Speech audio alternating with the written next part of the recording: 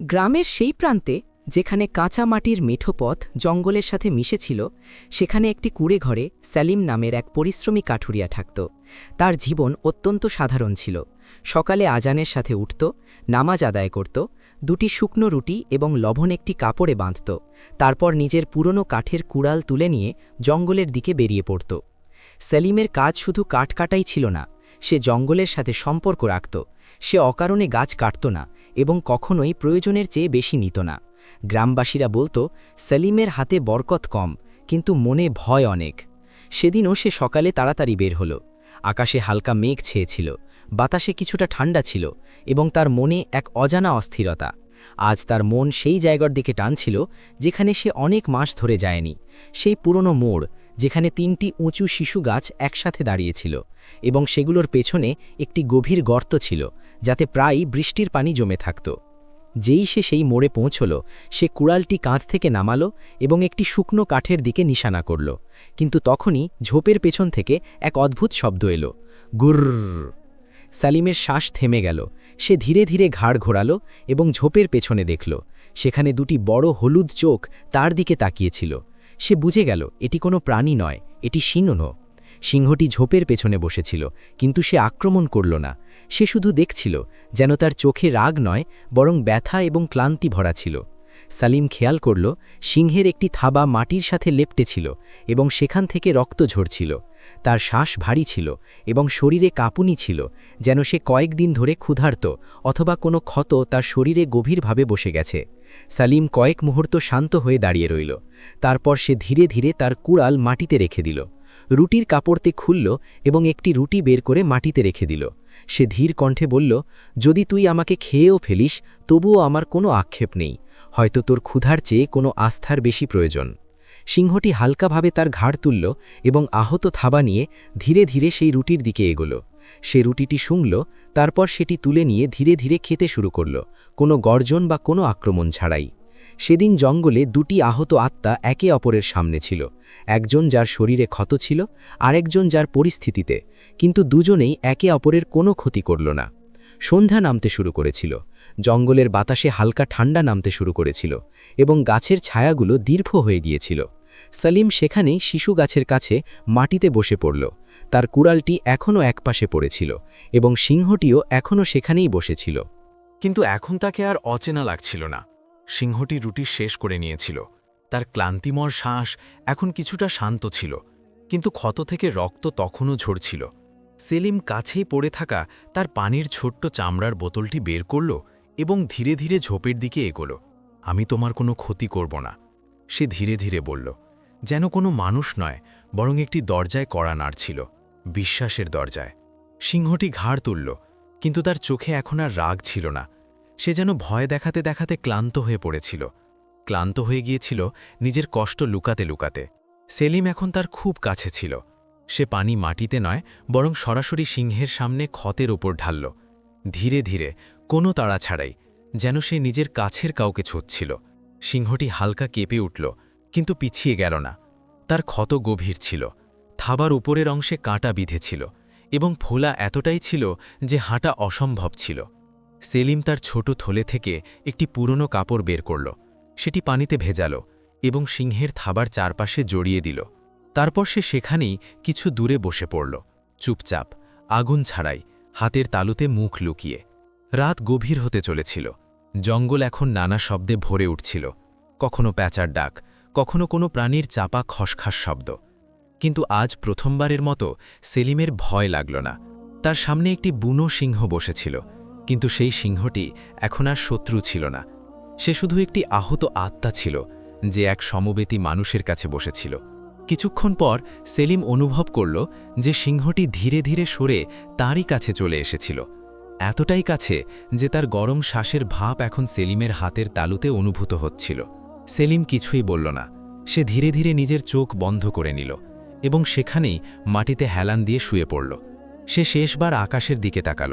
মাথার উপরে তারার চাদর ছিল এবং কাছেই এক সিংহের হালকা শ্বাস, যা এখন কোনো হুমকির মতো নয়, বরং কোনো ক্লান্ত সঙ্গীর মতো মনে হচ্ছিল।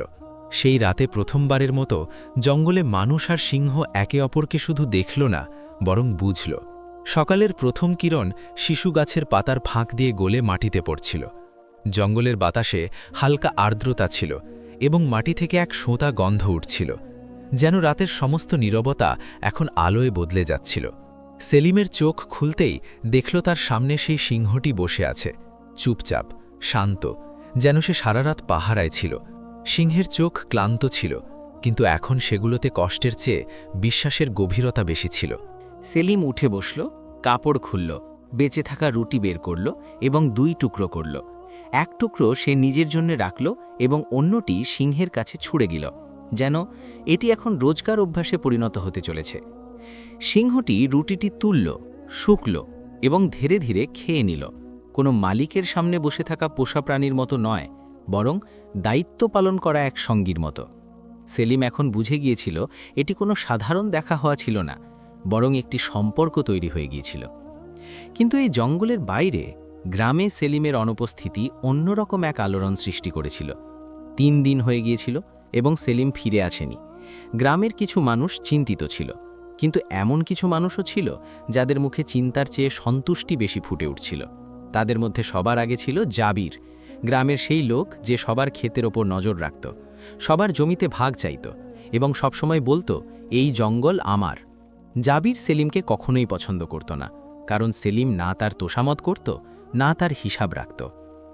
যখন লোকেরা মিলে পঞ্চায়েতে বলল যে হয়তো সেলিম জঙ্গলে ফেসে গেছে, তখন জাবির তার ষড়যন্ত্রের আগুনে ঘি ঢালল। কে জানে সে কোনো বন্যপ্রাণীর ক্ষতি করেছে কিনা, অথবা হয়তো সে জঙ্গল থেকে কিছু লুকিয়ে এনেছে এবং এখন পালিয়ে গেছে। তার কথায় মিথ্যের সত্যতা খোলাখুলি মিশে থাকত এবং লোকেরা তার ওপরেই ভরসা করতে লাগল। পঞ্চায়েত সিদ্ধান্ত নিল, যদি কালকের মধ্যে সেলিম ফিরে না আসে, তবে আমরা তার বাড়ি এবং জঙ্গলের সীমানায় তল্লাশি চালাব। ওদিকে জঙ্গলে সেলিম মাটি থেকে কিছু শুকনো কাঠ জড়ো করল, কাপড়ের একটি ছোট টুকরো দিয়ে সিংহের ক্ষত আবার বাঁধল এবং ধীরে ধীরে কথা বলতে বলতে বলল, আজ আমাকে গ্রামে ফিরতে হবে। আমি যদি না ফিরি তবে মানুষ ভাববে যে আমি মারা গেছি অথবা পালিয়ে গেছি। সিংহটি কিছুই বলল না, কিন্তু তার চোখে এক স্থিরতা ছিল, যেন সে বুঝতে পারছিল। সেলিম চলতে চলতে পেছনে ঘুরে দেখল, সেই সিংহটি এখন ঝোপের পেছনে বসে পড়েছিল, কিন্তু তার চোখ সেলিমের পিঠ থেকে সরছিল না। সিংহটি কোনো শব্দ করল না, শুধু চুপচাপ তাকে যেতে দেখছিল, এবং এই নীরবতাই ছিল সেই সম্পর্কের সবচেয়ে বড় বার্তা। সেলিম জঙ্গল থেকে ফিরছিল, তার পায়ে ক্লান্তি ছিল, কাপড়ে মাটি লেগেছিল এবং চোখে 3 রাতের ঘুমের অভাব, কিন্তু চেহারা এখনও শান্ত ছিল, যেন সে অমূল্য কিছু পেয়ে গিয়েছিল। গ্রামের সীমানায় পৌঁছাতেই দেখল কিছু মানুষ তাকে আসতে দেখছিল। তাদের চোখে বিস্ময়ও ছিল, সন্দেহও ছিল এবং কোথাও না কোথাও একটা আশাও ছিল যে সেলিম এবার নিজেই বলবে সে 3 দিন কোথায় ছিল। গ্রামের মোড়ে পঞ্চায়েত বসে গিয়েছিল। মাঝখানে জাবির দাঁড়িয়েছিল এবং তার পেছনে দাঁড়িয়েছিল এমন কিছু লোক যাদের মনে হয় ভয় ছিল, নয়তো লোভ। সেলিম কাছে পৌঁছতেই ভিড়ের মধ্যে ফিসফাস শুরু হয়ে গেল। দেখো, ওই তো 3 দিন পর আসছে, এর কাপড় দেখো, যেন জঙ্গল থেকে এইমাত্র বেরোলো। পঞ্চায়েতের বৃদ্ধ মোড়ল হাফিজ সালিমউদ্দিন, যিনি তার বিচক্ষণ সিদ্ধান্তের জন্য পরিচিত ছিলেন, তিনি উঠে দাঁড়ালেন। তার কণ্ঠস্বর গম্ভীর ছিল। সেলিম, তোমাকে 3 দিন ধরে কেউ দেখেনি, না বাড়িতে ছিলে, না জঙ্গলে পাওয়া গেল। অনেকেরই বক্তব্য যে তুমি জঙ্গল থেকে কিছু লুকিয়ে এনেছ, অথবা সেখানে কোনো প্রাণীর ক্ষতি করেছ। সেলিম মাথা নামালো, তারপর শান্ত কণ্ঠে বলল, আমি বেঁচে আছি এবং আমি না জঙ্গলকে আঘাত করেছি, না কোনো প্রাণীকে, বরং আমি এক আহত প্রাণীকে সাহায্য করেছি।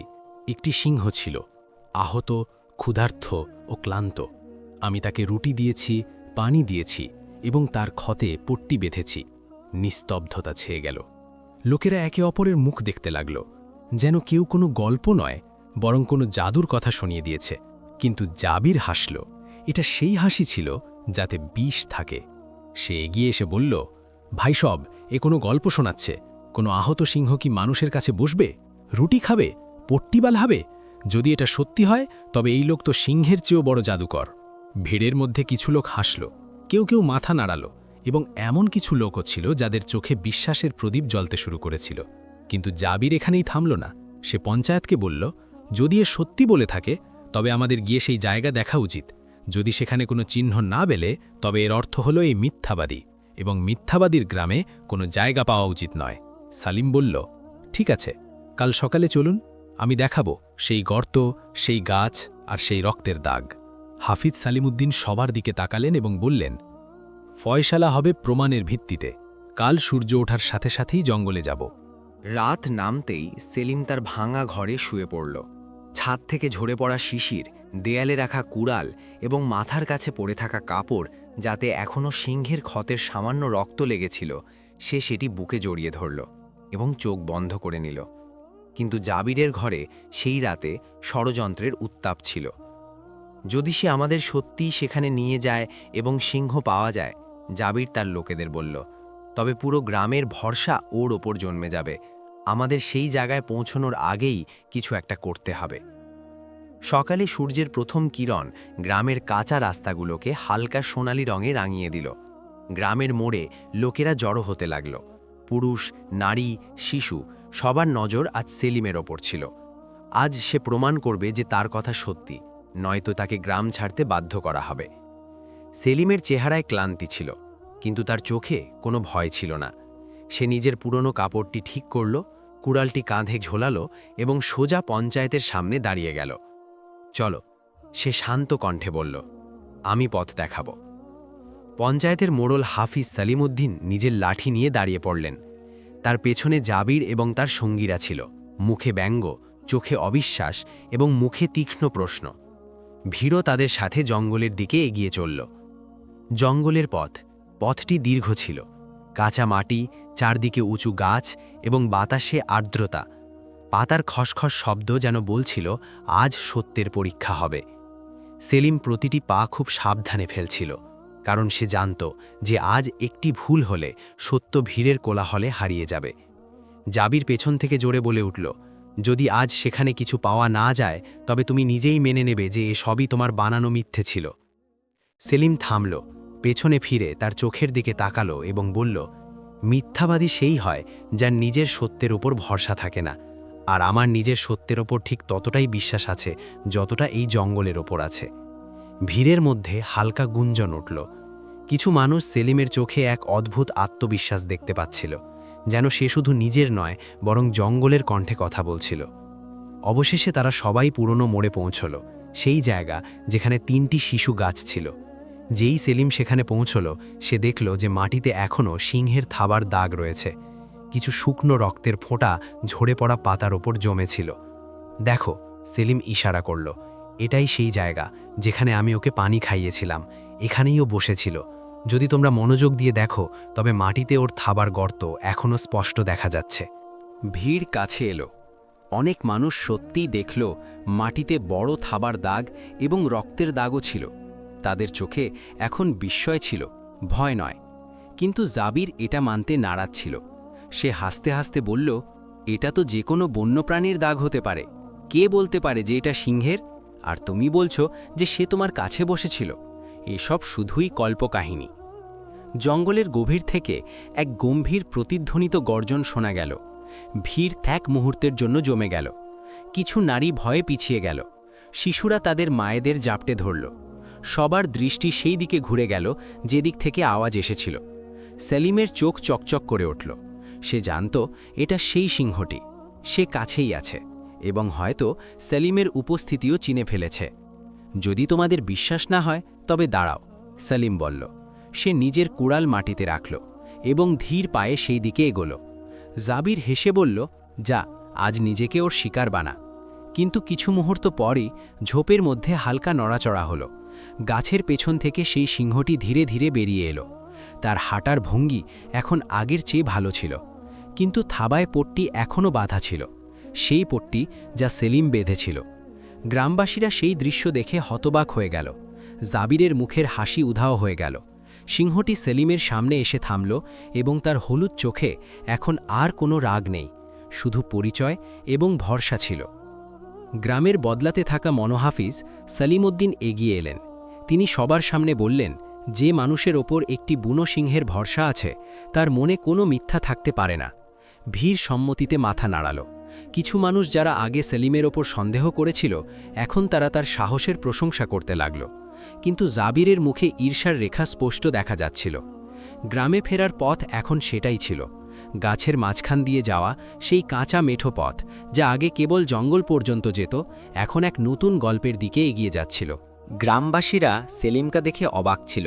এক সহজ সরল কাঠুরিয়া, যার সাথে একটি বুনো সিংহ নিজের ইচ্ছায় চলে এসেছিল। কখনো যার হাতে কেবল কুড়াল থাকত, এখন তার সাথে বিশ্বাসের এক জীবন্ত প্রমাণ ছিল।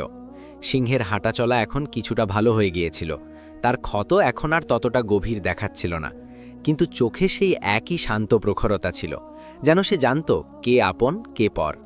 যখন তারা সবাই গ্রামে প্রবেশ করল, তখন শিশুরা ভয়ে তাদের বাড়ির দরজা বন্ধ করে নিল। কিছু নারী ওপরের ছাদ থেকে দেখতে লাগল এবং পুরুষদের চেহারায় প্রথমবারের মতো সেলিমের জন্য সম্মান ফুটে উঠল। গ্রামের মোড়ে পুনরায় পঞ্চায়েত ডাকা হলো। হাফিজ সালিমউদ্দিন স্পষ্ট ভাষায় বললেন, আজ আমরা যা দেখলাম তা কোনো অলৌকিক ঘটনার চেয়ে কম নয়, তবে এই অলৌকিক ঘটনাটি সেই পরিশ্রম, সততা এবং দয়ার কারণে ঘটেছে যা সেলিমের অন্তরে রয়েছে। কিছু প্রবীণ হাত তুলে সম্মতি জানালো। এটি প্রথম সুযোগ ছিল যখন সেলিমের সমর্থনে গ্রামের মুখ খুলেছিল। কিন্তু জাবির চুপ করে বসে রইল না। সে এক কোণে দাঁড়িয়ে সবকিছু দেখছিল। তার হাত মুষ্টিবদ্ধ হয়ে গিয়েছিল, চোখে আগুন ছিল এবং ঠোঁটে নীরবতা ছিল, কিন্তু ভেতরে তার চাল এখন আরও গভীর হয়ে গিয়েছিল। সেই রাতে জাবির তার দুজন খাস লোক, ফরিদ এবং লতিফ, যারা তার লাভ ক্ষতির সাথে যুক্ত থাকত, তাদের নিজের বাড়িতে ডাকল। তোমরা আজ দেখলে তো, জাবির ধীর কণ্ঠে বলল, ওই এক কাঠুরিয়া আজ গ্রামের হিরো হয়ে গেল। আমরা যদি আজ কিছু না করি তবে কাল সে গ্রামের বাচ্চাদের গল্প শোনাবে। তোমাদের ক্ষেতের দিকে নয়, তার জঙ্গলের দিকে দেখবে। ফরিদ জিজ্ঞেস করল, কি করব? জাবির এক ধীর হাসির সাথে উত্তর দিল, এবার আমরা তার সিংহ নয়, তার নাম মুছে ফেলব। যদি লোকেরা তাকেই বিপদ বলে মনে করতে শুরু করে, তবে না সিংহ বাঁচবে না সেলিম। গ্রামে বদলাতে থাকা সম্পর্ক। আগামী কয়েকদিনে সেলিমের জীবন বদলাতে শুরু করল। গ্রামের কিছু মানুষ এখন তার কাছে পরামর্শ চাইতে লাগল। বাচ্চারা তার বাড়ির বাইরে এসে কাঠের ছোট কুড়াল চাইত এবং নারীরা তাকে বলতো, তোমার মতো ছেলেরাই আসল সম্পদ। সিংহ এখন রোজ সন্ধ্যায় জঙ্গলের প্রান্তে আসত। সেলিম তাকে সেখানেই খাবার দিত, পট্টি বদলাত এবং অনেকবার দুজনে একে অপরের কাছে বসে কিছু না বলেই শুধু আকাশের দিকে তাকিয়ে থাকত। এসব দেখত জাবির এবং তার রাগ দিন দিন আরও তীব্র হচ্ছিল। তারপর একদিন হঠাৎ গ্রামে এক গুজব ছড়াতে লাগল। এক নারী দেখেছে যে সিংহ কারো গবাদি পশু মেরেছে, কারো বাচ্চা নিখোঁজ হয়ে গেছে, হয়তো জঙ্গলে গিয়েছিল। লোকেরা বলতে লাগল যে এখন সেই সিংহ আর পোষা নেই। গ্রামের বাতাসে সন্দেহের গন্ধ আসতে শুরু করল। হাফিজ সলিমউদ্দিন বললেন, আমাদের নিজের চোখে না দেখে কাউকে দোষ দেওয়া উচিত নয়। কিন্তু মানুষের কান এখন জাবিরের ফিসফাস শুনতে শুরু করেছিল। সেই রাতে সেলিম একা বসেছিল, সিংহ তার কাছে আসেনি এবং গ্রামের মানুষের কথাগুলো তাকে আবার ভয় দেখাতে শুরু করেছিল। সে আকাশের দিকে তাকালো এবং ভাবল, আমি কি সত্যি জঙ্গল থেকে বিশ্বাস নিয়ে এসেছিলাম, নাকি আরও একটি পরীক্ষা? মিথ্যার আগুন যখন বাতাসে ছেড়ে দেওয়া হয়, তখন তা সত্যকেও ছাইয়ে পরিণত করতে পারে, যদি সময় মতো কেউ তা নেভালো না থাকে। গ্রামে এখন এক অদ্ভুত অস্থিরতা ছড়াতে শুরু করেছিল। যেখানে আগে মানুষ সেলিমের সাথে দেখা করতে তার বাড়িতে আসত, এখন তারা তার থেকে চোখ এড়িয়ে চলতে লাগল। সিংহ সম্পর্কে ছড়িয়ে পড়া গল্পগুলো এখন আর শুধু ফিসফাস রইল না, বরং একটি প্রকাশ্য ভয়ে পরিণত হয়েছিল, যা প্রতিটি আঙিনা, প্রতিটি দেওয়াল থেকে উঁকি দিচ্ছিল। বাচ্চারা এখন জঙ্গলের দিকে যেতে ভয় পেত এবং নারীরা সন্ধে নামার আগেই তাদের দরজা বন্ধ করে দিত। কয়েকজন পুরুষ একসাথে বসে বলল, যদি সিংহ কোনোদিন ভুল করে কারোর ক্ষতি করে বসে, তবে তার দায়ী কে হবে? জাবির এই প্রশ্নটিরই অপেক্ষা করছিল। জাবির তার লোকদের ডাকল এবং ধীরে ধীরে একটি পরিকল্পনা তৈরি করল। সে এক রাতে নিজেরই একটি প্রাণী, একটি দুধেল ছাগলকে জঙ্গলের দিকে বেঁধে রাখল। পরদিন সকালে গ্রামের মাঝখানে দাঁড়িয়ে জোরে চিৎকার করে বলল, আমার প্রাণী নিখোঁজ হয়ে গেছে। কাল রাতে জঙ্গলের সীমানা থেকে তার ছেঁড়া দড়ি পাওয়া গেছে। এটা ওই সিংহেরই কাজ। কিছু মানুষ প্রথমে ভয় পেল, কেউ কেউ সন্দেহের চোখে দেখল এবং তারপর ফরিদ ভিড়ের মধ্যে থেকে চিৎকার করে বলল, মনে আছে আগেও একটি প্রাণী মারা গিয়েছিল, আমরা কি তখনও চুপ ছিলাম? আর নয়। ভিড় ধীরে ধীরে উত্তপ্ত হতে লাগল। সেদিন সন্ধ্যায় যখন সেলিম জঙ্গলের দিকে সিংহের জন্য রুটি ও পানি নিয়ে যাচ্ছিল, গ্রামের রাস্তায় কিছু ছেলে দাঁড়িয়েছিল। একজন জোরে বলল, রুটি সিংহকে দিচ্ছে আর গ্রাম ক্ষুধার্ত। অন্যজন তার পথ আটকে বলল, যা, তাকেও বলে দিস যে পরের বার গ্রামে ঢোকার আগে যেন ভেবে নেয় এটা সেলিমের কোনো জঙ্গল নয়। সেলিম কিছুই বলল না। সে মাথা নিচু করল এবং চুপচাপ এগিয়ে গেল। কিন্তু যখন সে জঙ্গলে পৌঁছালো, তখন দেখল সিংহ সেখানেই শান্ত হয়ে বসেছিল, চোখে সেই পুরনো বিশ্বাস। যেন প্রতিটি গুজব, প্রতিটি ভয় তার কাছে কোনো অর্থ রাখে না।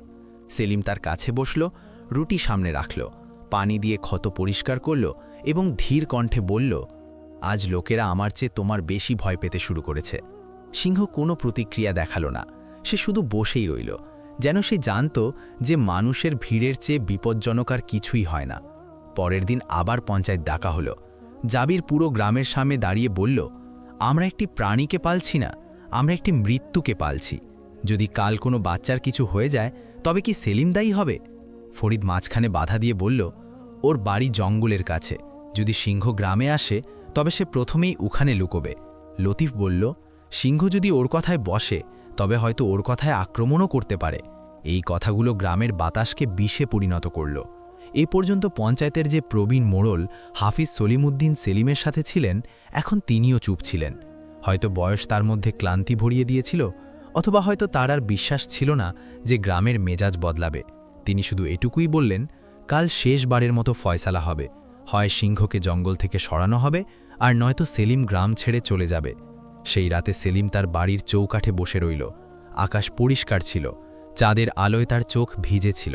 সে ভাবছিল, আমি তো কারো ক্ষতি করিনি, তবুও লোকেরা আমাকে ভয় পাচ্ছে। সে সেই কাপড়টি তুলে নিল যা দিয়ে সে প্রথমবার সিংহের ক্ষত বেঁধেছিল। সেটি এখন শুকিয়ে গিয়েছিল, কিন্তু তার উপরে এখনও একটি দাগ ছিল, এমন এক আমানত যা না ধোয়া যেত না ভোলা যেত। পরের দিন গ্রামের মোড়ে পঞ্চায়েত বসল। এবার পুরো গ্রাম জড়ো হয়েছিল। কারো চেহারায় অস্থিরতা ছিল, কারো চোখে ভয়, এবং কারো হাসিতে সেই নীরবতা ছিল যা কারো পরাজয় দেখার জন্য তৃষ্ণার্থ ছিল। হাফিজ সলিমুদ্দিন সবার সামনে দাঁড়িয়ে ধীরে ধীরে বললেন, গ্রামের শান্তিই সবচেয়ে বড় সম্পদ।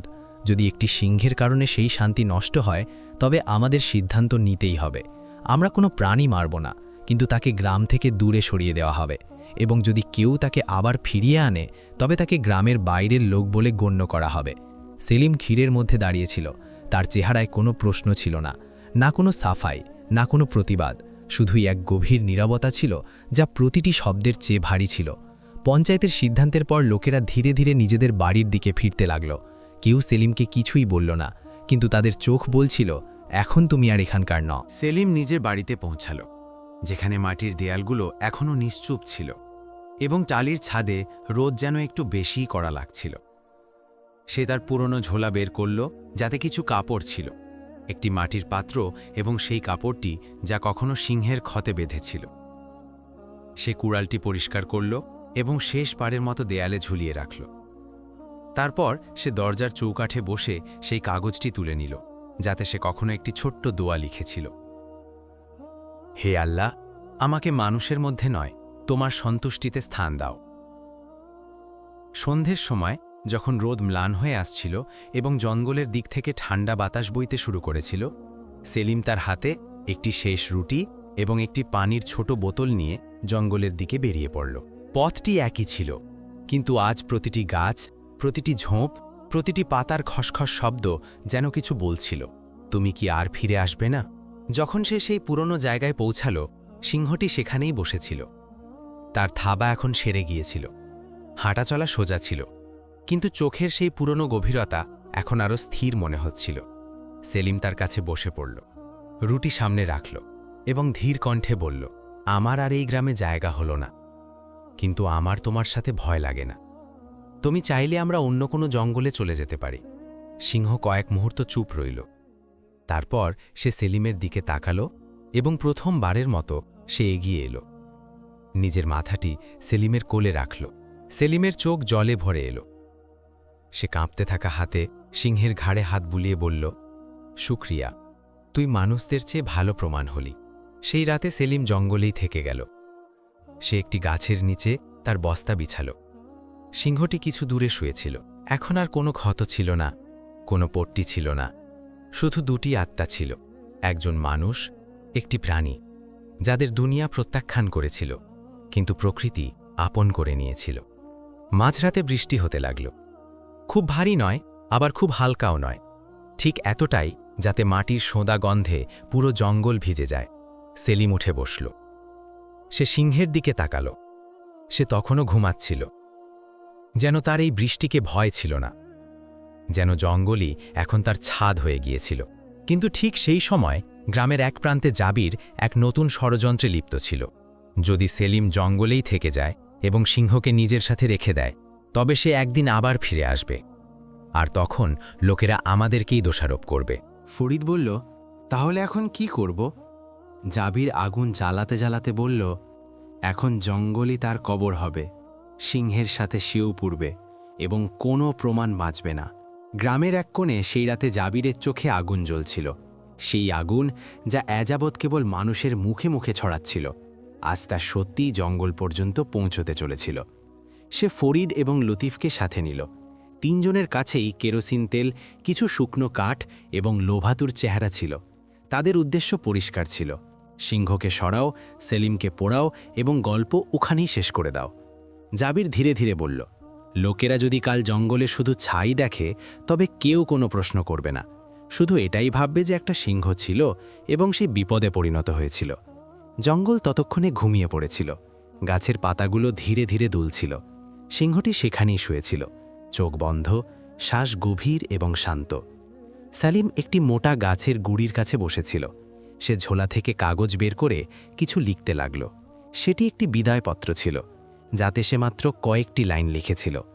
যদি কেউ জিজ্ঞেস করে আমি কোথায় গেছি, তবে বলো আমি সেখানেই আছি যেখানে বিশ্বাস এখনও বেঁচে আছে।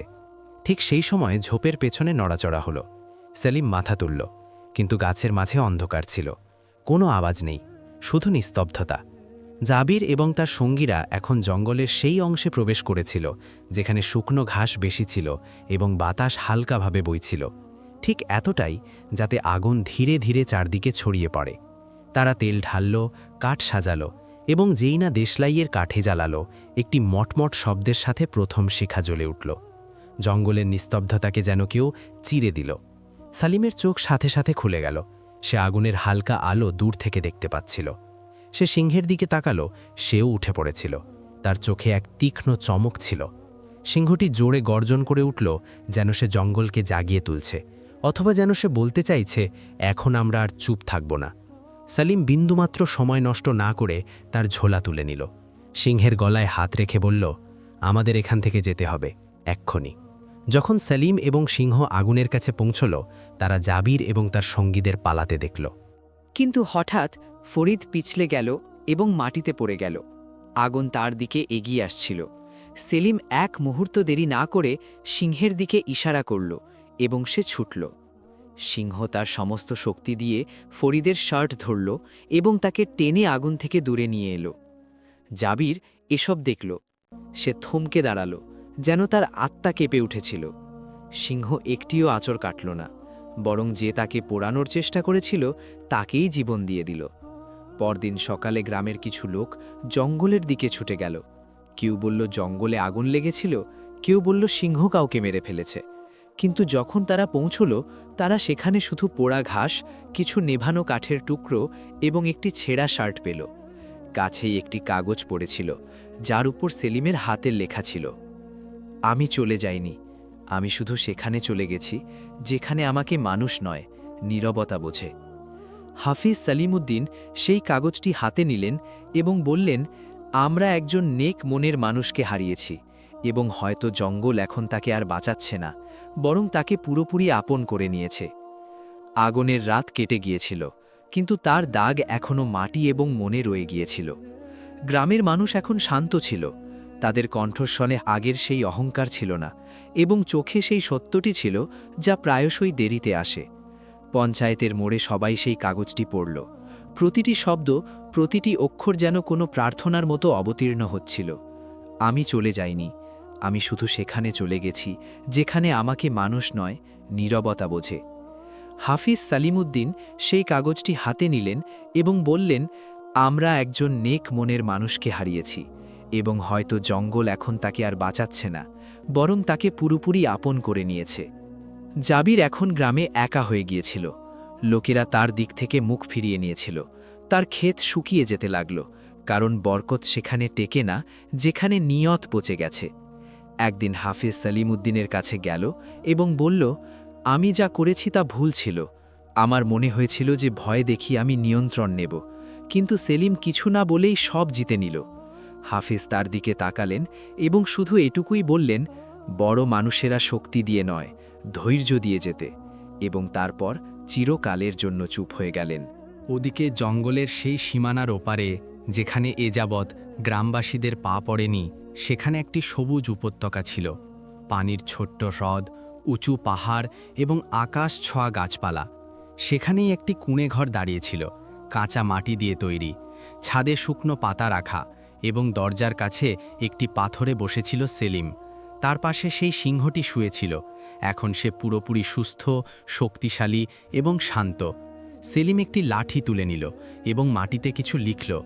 নাম চাই না, শুধু শান্তি চাই, আর যদি কেউ আমার খোঁজে আসে তবে সেও যেন এই পথই খুঁজে পায়।